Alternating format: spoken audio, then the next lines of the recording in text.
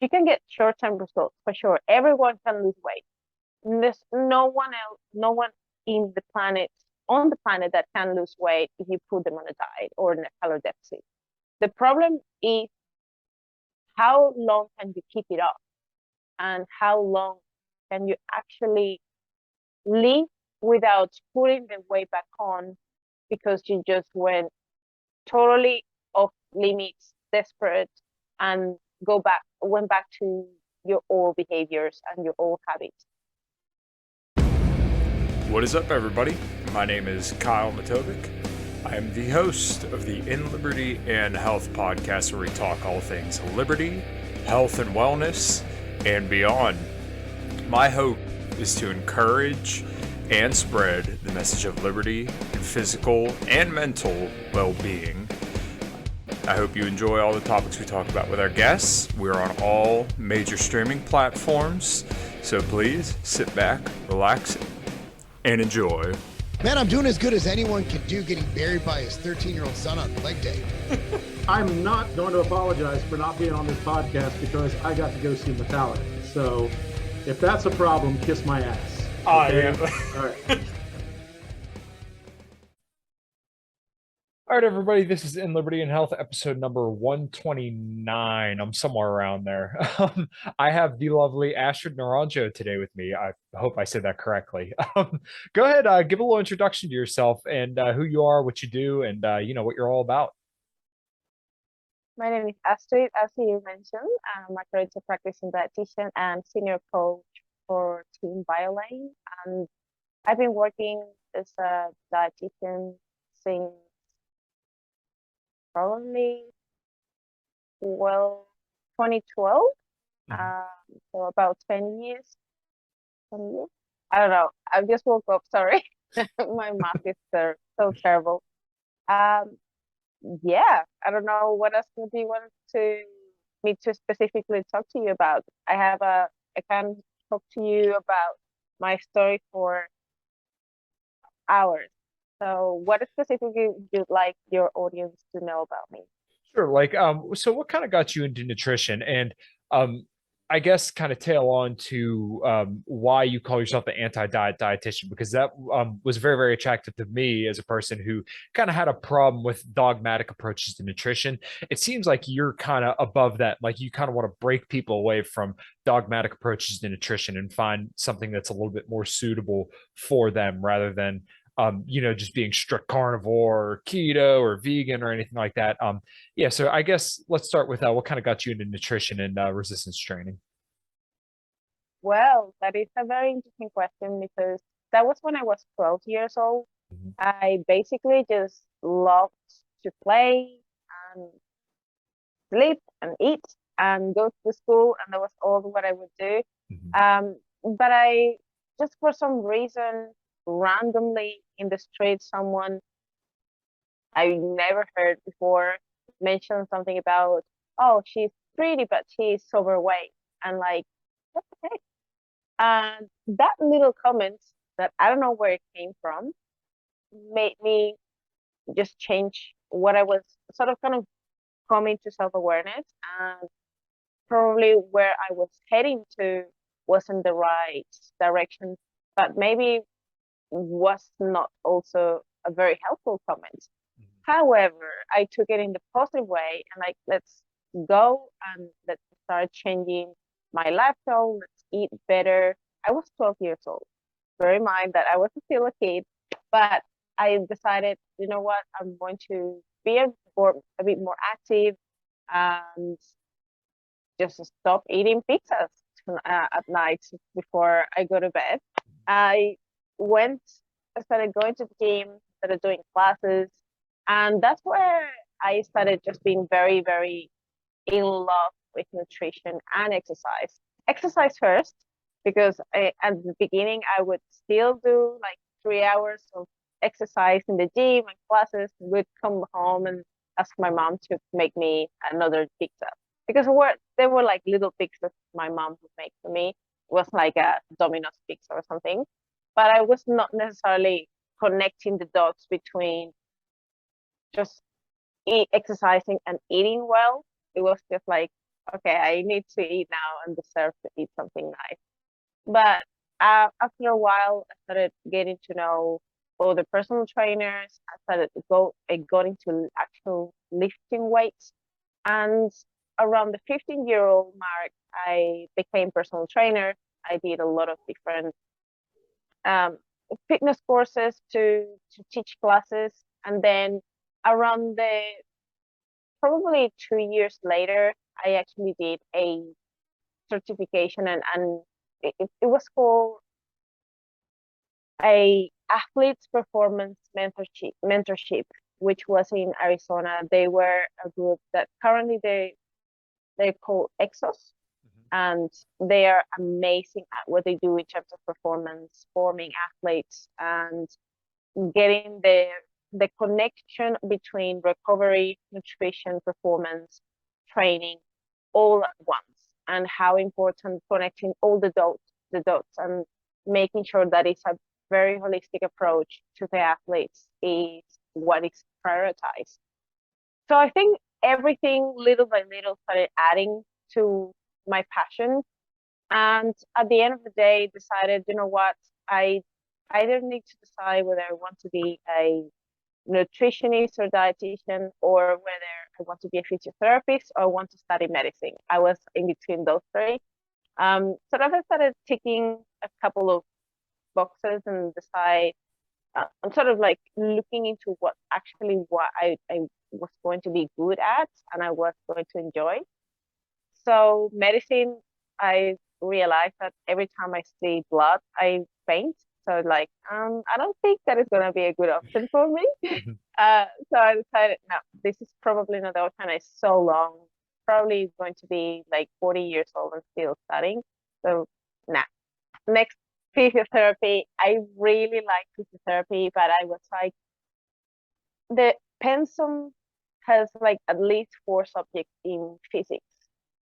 And next one. So my last option was dietetics and nutrition. And when I looked at the pensum, was everything that I really, really liked. Yeah, let's do it. So I did get into dietetics. And my first thoughts when I started my course was I need to learn how to make a diet. That's the whole point to dietetics, right? I was so like short minded, and I didn't have any idea what dietetics and nutrition actually was until I studied it. And it so goes so beyond just a diet. It's about human behaviors, mindset, physiology, disease, and how the human body works, and biochemistry. Like there's so much. And that on its own made me realize that I was here for more than just a meal plan, because that's all I thought dietetics was. And I think a lot of people think that just dietetics are just about diets and meal plans. Because every time I meet someone, it's like, oh, can you make a meal plan for me? Like, you're not going to follow that shit to begin with. So forget about it. I'm not going to do a meal plan for you. This is not the best way to change your nutrition if that's what you want. So moving forward to 2012, I finished my degree, did a bit of private practice, and 2 years later, I moved to Australia. And in Australia, I did my master's degree on nutrition dietetic practice. And this master's really helped me to sort of thinking in terms of behavior change and how important is that that component into changing someone's behaviors, habits, ways to think about certain things, way to do things related back to nutrition, and how can you better help your patients and clients to get to results, but more patient client driven rather than me telling them what to do. And that kind of, obviously, that you see much more than that. You see research, and there's a lot of component that goes into evidence-based practice. So there is a lot of things that go into those aspects as well. And straight after I finished my master's degree, I started working as a private dietitian in a private hospital for kind of half mental health and half rehab. And that's what I've been doing in the past 7 years. See, pretty much straight after I finished my master's degree, I started working as a dietitian in a hospital. So I do that part-time. And on the other half of my time, or probably more than half, after hours, I do coaching. So I am a nutrition coach for even beyond that period when I started working as a dietitian in this hospital. But it's more like when I actually started working into creating more content, I was feeling more comfortable at doing everything in a second language, which was the main thing that for me was kind of at the beginning the most confronting and difficult part to overcome, to feel confident speaking, to find myself. Because when you move to another country, initially you don't really know who you are. What are you going to do? You have to start from zero, sort of put your ego down and sort of study yourself, create a lot of self-awareness into what is going on in your mind, in your heart, what you want to do, who you are, what you want to achieve, who you want to help. And those questions came over and over in my head, and I didn't know any answers. I was like, I don't really know who I am now, because like I need to start from zero. No one knows who I am. Back home, probably I was one of the most well-known dietitians in my country, and I was starting to sort of get momentum. And then moving here, it's like, whoa, back from zero, and in another language. So, all right, let's just go with the flow and do the things I need to do. So with my master's, obviously, I got that confidence of getting to speak in front of an audience in English and be more confident around speaking things about nutrition with with different terms that were more appropriate to communicate nutrition. And then years and years of putting myself out there, then I decided, let's go and put myself more into social media. And just for the sake that I won't care anymore what I look like or how I feel about my self-confidence, if I can help just one person a day from wherever they are in the world and they can benefit from my message, I'm going to be happy. So I switched my mindset and my approach when it came to social media, and it was no longer about me. It was about who can I help and who can benefit from my message. And then it kind of got much easier when I changed the gears and I sort of told everyone else to fuck off. I don't care if you're gonna judge me or because you're going to get criticized regardless whether you speak the best English and you're the most knowledgeable person or whether you're not. So it's like, who cares? So whatever. And pretty much moving fast forward, that's who I am now. That's what I do. And back to your second question about anti-diet dietitian, why did I choose that name?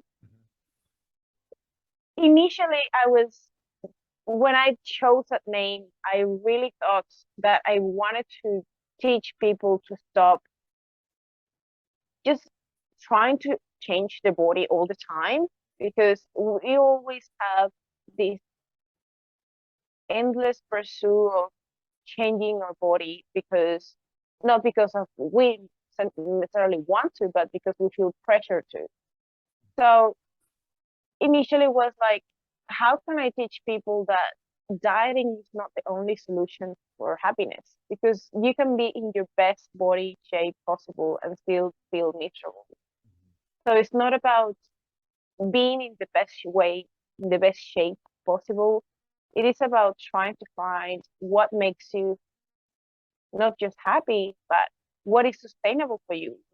What can help you to just live your life in a sustainable manner where you're not affecting your health, or you're not falling into myths that are not just are not taking you anywhere, but are just getting you frustrated and getting you in a position where everything is off limits because everything is bad. So I think my main point to put that anti-diet was, I want you to shift your mindset and your approach to nutrition, more like a fresh approach to that. I want you to think that nutrition goes beyond being on a diet all the time, being restricting or changing your body. It's about getting yourself into a happy place within yourself, that you are able to make choices that are going not just to make you obviously well nourished and provide you all the nutrition you need, but also learn a sustainable way to live with your diets and find that balance that is going to work for you without needing to go into extreme. Do you need to diet and enter certain phases if you want to change your physique? Absolutely. But even then, utilize the right the right flexible approach that is going to give you balance and is going to still get you where you need to be without falling into extremes. So all, like, the other word about anti-diet is like, I don't want you to utilize fat diets or extreme approach that they are not necessarily going to get you long-term results. All right, guys. I'm absolutely thrilled with the show's new sponsor. I am now sponsored and have an affiliate through LMNT electrolytes. I've used these electrolytes for years. Back when I used to do a lot of fasting, in fact, I used to drink, sometimes I want to say up to 7 a day, 7 little packets. So the packets are full of all the electrolytes that you need to perform and hydrate yourself properly. You need sodium for pretty much every single function in your body, despite what a lot of people may tell you. Sodium doesn't actually cause a lot of the issues that people kind of would have you believe. So just real quick to give you a little bit of facts. You don't need sugar to hydrate. Electrolytes and water don't require glucose to pass through the gut. The average American consumes over 60 pounds of sugar a year. And when it comes to athletic performance, you can actually lose up to 7 grams per day in hot climate. So make sure you click on the affiliate link below to get all your hydration needs. And like I said, I'm super stoked to have these guys teamed up with the podcast, and just make sure you get your electrolytes through Element. All right, guys, thanks. You can get short-term results for sure. Everyone can lose weight. There's no one on the planet that can lose weight if you put them on a diet or in a calorie deficit. The problem is, how long can you keep it up, and how long can you actually live without putting the weight back on because you just went totally off limits, desperate, and went back to your old behaviors and your old habits. So the main challenge is nowadays to teach people, how do you maintain your new weight and learn how to live with your new identity. What is your new identity? Someone who moves more, someone who exercises resistance training, someone who chooses to eat more vegetables, more fruit. So specific behaviors that you're going to utilize while you achieve your goal weight, while you're losing weight. And then once you achieve that goal weight, you need to utilize the same habits and behaviors that took you there to now maintain what you achieved. So yeah, that's kind of where that name came about. Yeah, no, I really, really like that. And the reason why it resonated with me so much is because I'll keep the story relatively brief, but I did carnivore for 2.5 years, and I would be good for a week or two and then I'd binge. I'd be good for a week or two and then I'd binge. And then I'd be so happy with the progress of the weight that I lost, but I wouldn't keep it off. So now, fast forward to about a year ago, I finally decided, okay, I'm going to start using Carbon Diet Coach, which I absolutely love. Compliments to Lane. And I'm going to start reintroducing carbohydrates. And then little did I know how much benefit I would see, not only like mentally, but just like overall. I felt so much better. And then now I can go out to dinner with my fiance and we enjoy margaritas and have a cheesecake afterwards. And we're happy and my weight stays relatively stable. Or if I'm looking to lose weight, then I keep it off, but I still enjoy the stuff that I want to enjoy without being a complete and total binge. So the reason for me telling you that story is because I believe you have experience with this, but I didn't know that eating disorders actually had the highest mortality rate out of any mental disorder there is. So can you kind of touch on what you think fad diets, the issue with fad diets and how they can potentially lead to eating disorders? Yeah, absolutely.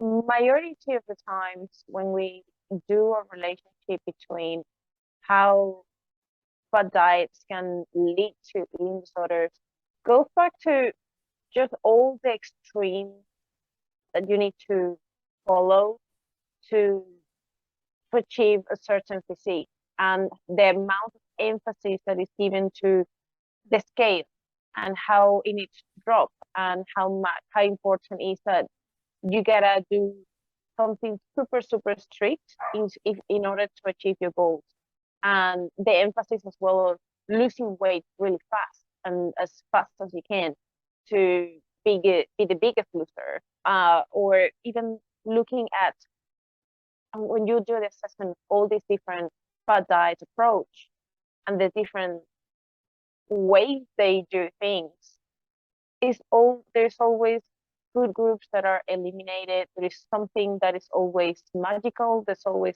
something that is really bad for you, that causes inflammation, that is making your body malfunction.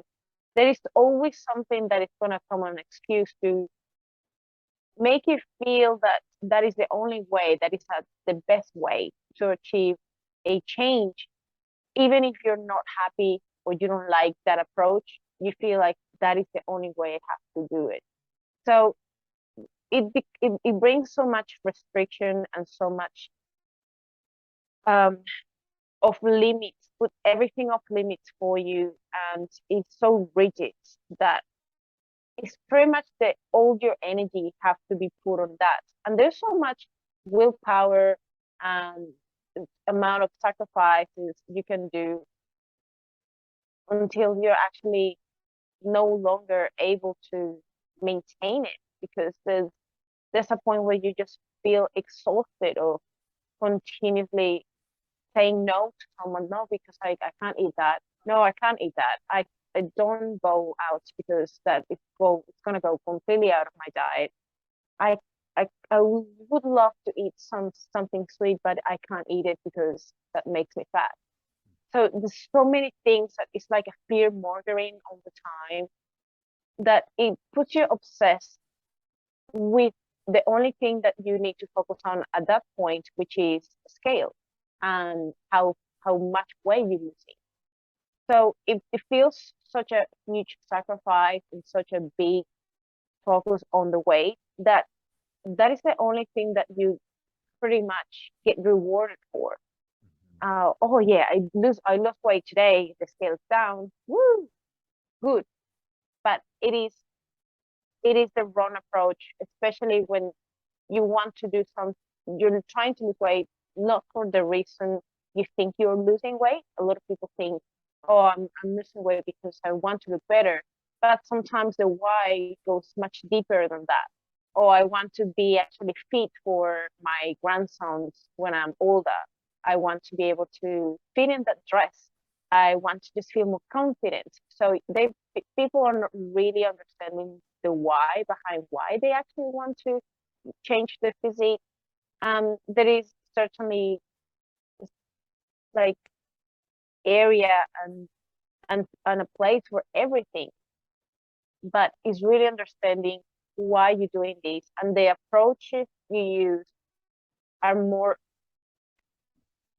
connected to who you are, and at the same time allow you to continue improving the version of yourself to a better version without so much friction and so much restriction.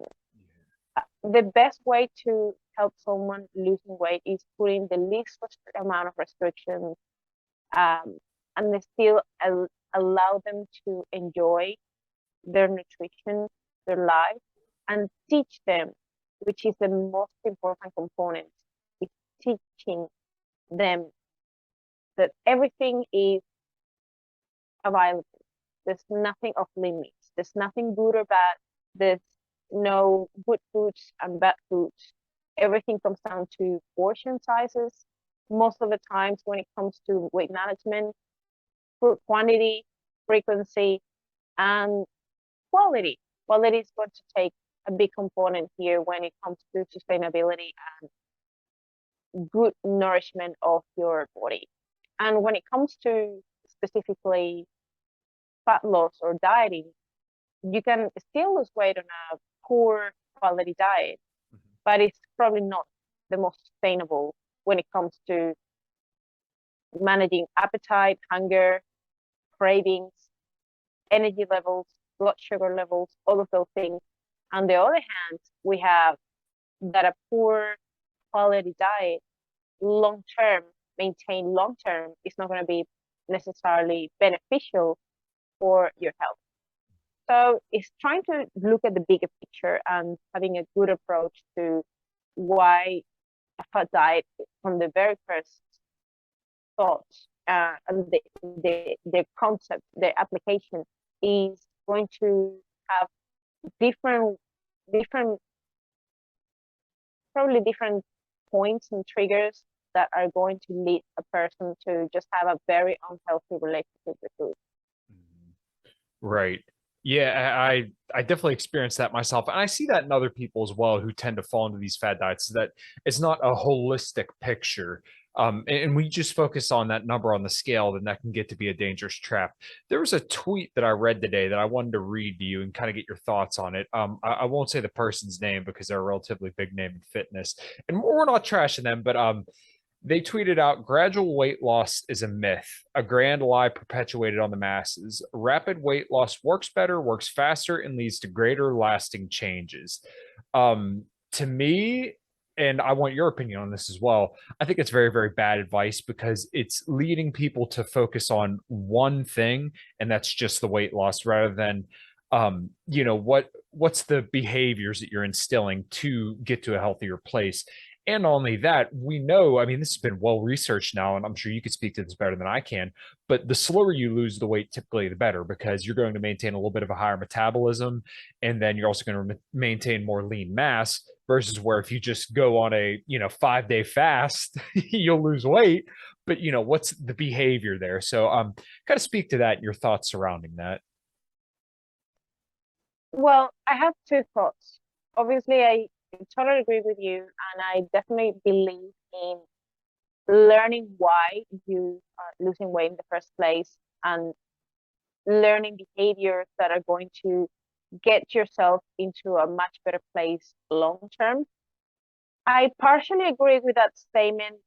Just when you think about scenarios of people that are really, really obese, that have their joints health compromised, and if they don't lose weight quickly, they are actually a greater risk of having a poor quality of life. So I do agree that you can have certain sprints in your diet and achieve a faster rate of weight loss, probably no more than 1.2% per week, which is kind of the highest for the weekly rate of loss. But at the same time, you could experience up to 2% of weight loss per week for these super obese patients or clients that they need to lose weight super quickly just because of the degree of their best obesity and how compromised their health is at that point.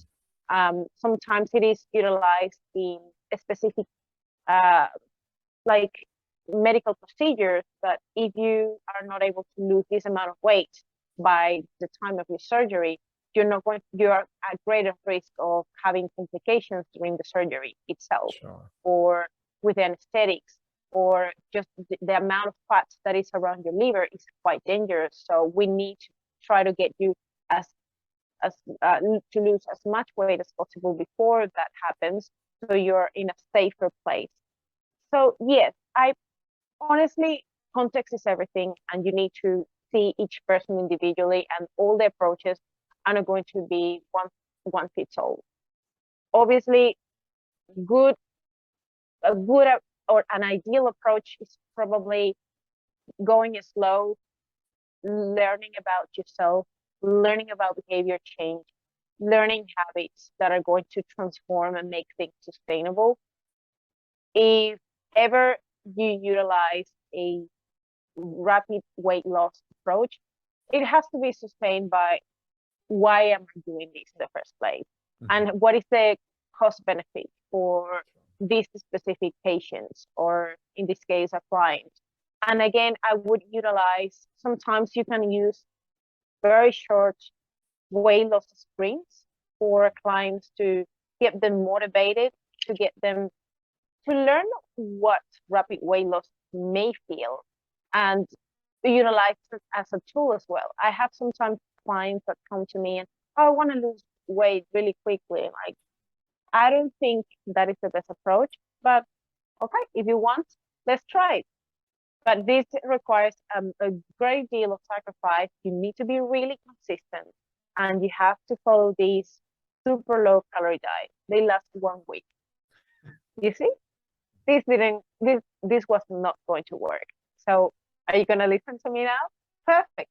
Let's do it the right way. So you can utilize it as a tool of teaching them, okay, what it feels like following a very aggressive approach with the best support, the right tools from someone who knows what the hell she's doing. And at the same time, with the intention behind of teaching them, this is not sustainable. And if you really want to be able to maintain this rhythm, enjoy your life, being able to cope on a daily basis, and at the same time, not binge, not rebound, being able to spend time with your family and to function daily at work, this approach is not going to last for long. So let's be smart and let's do the things the right way. You don't need to be that aggressive to be able to lose weight. We need to find consistency. And in order to be consistent, we need to find a moderate approach that is going to work for you. It's going to give you results, maybe not as fast, but not as slow. But at the same time, you still allow your body to have a break, to go at a better pace where your body can assimilate and adapt to those changes better. Nice. Yeah, that's all wonderful stuff. And I didn't think about it in the medical way, but I guess there also is a lot of literature suggesting that the more obese you are, then the faster you can lose weight, because you're already in a state of so much energy excess that you can strip the pounds off pretty quick, and you're not going to really harm lean mass. One thing that I changed my mind on, especially since kind of coming to a more flexible dieting approach, was the artificial sweeteners. And I've seen you put up quite a few videos on artificial sweeteners. I feel like this is such a sticky topic, and people really get anal and nasty about this. They really don't like artificial sweeteners, and they can't seem to accept that. To me, and from what I've seen, it seems like they're relatively benign. What are your thoughts on artificial sweeteners? Should we avoid them? Are they going to destroy our gut, or are they relatively benign? Artificial sweeteners is such a debated topic, and from what the literature says, and going back to evidence, there are plenty of research backing up the safety of utilizing them. Now, ones some of the old ones probably are not as well as recommended as other ones. So let's say the sweet and low, saccharin, all of those probably have been found in some research papers that they are not as safe as potentially when we refer to sucralose or aspartame, which are the most well known as Splenda and Equal. These two seem to be the most popular ones and seem to have a really good amount of research supporting how safe they are. And the tolerance threshold for those is very, very high. So you can have, to give you some perspective, in order to reach a toxic level, you need to have at least 35 to 36 counts of Diet Coke daily, every day for the rest of your life to get toxicity. It's not like you had one day 36 counts and you got toxicity or consequences from it. You have It's to right do at it the daily, 36 every can, it single finally day. endangered you. Yeah, every single day, every day for the rest of your life. And sometimes that is a bit unrealistic for a lot of people. Can someone drink 36 cans of Coke? Yeah. If they're in a dieting phase and there's nothing else that I can eat, probably they will have that. But again, dose makes a poison, and frequency and how long you take things, and zooming out also what is the quality of your diet like, and what are other things that you do with your nutrition or habits or behaviors.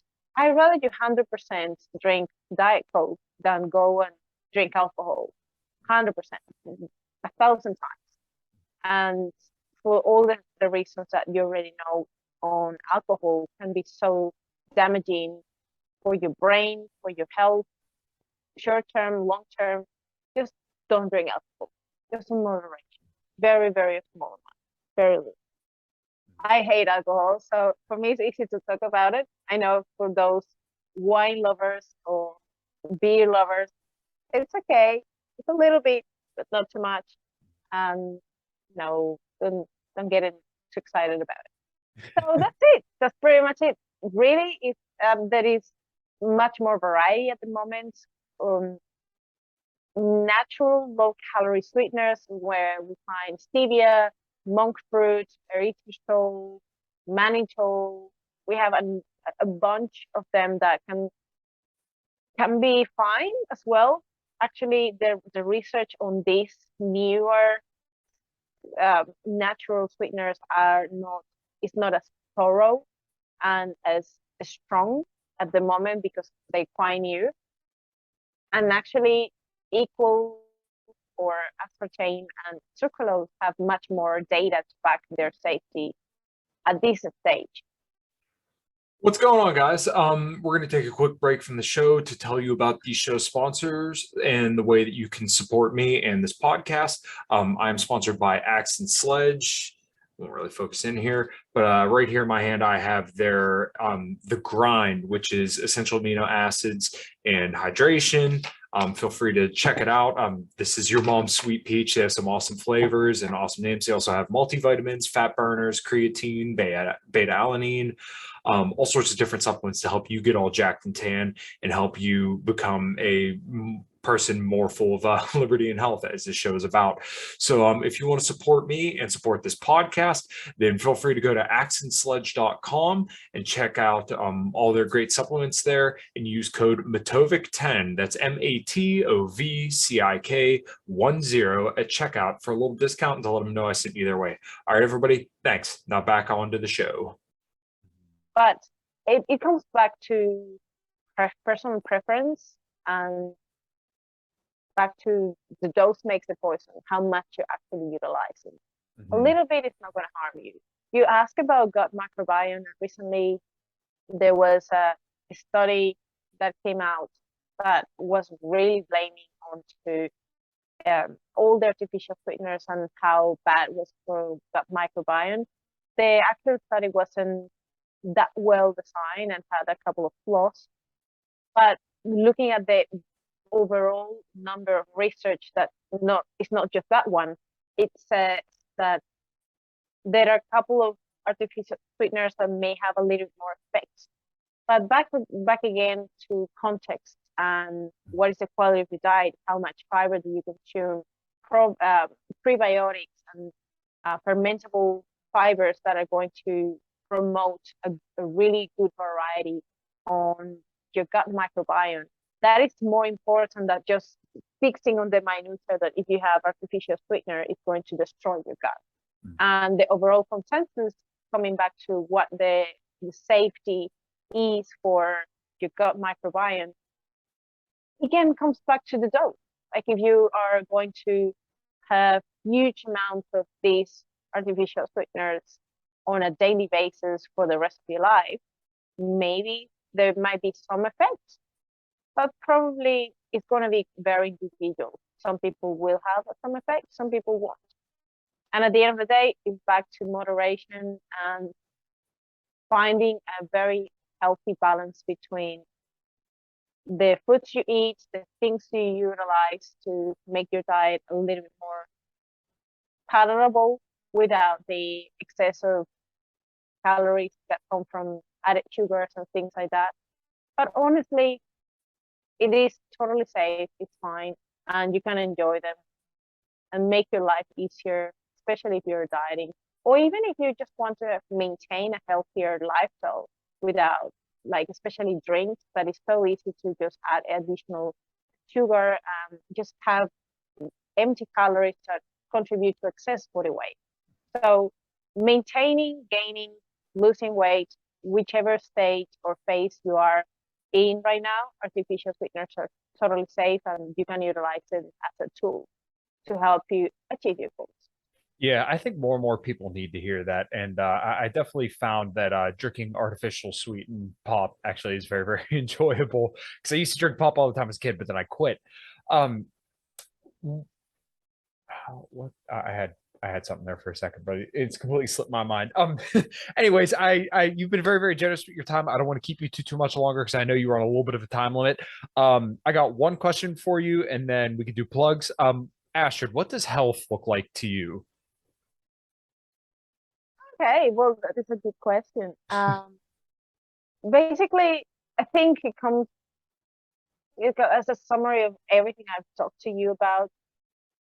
Health is a state where you have a good quality of life given by your health status. So being healthy, not being or have presence of disease or pain or aches or things that are really affecting your quality of life overall.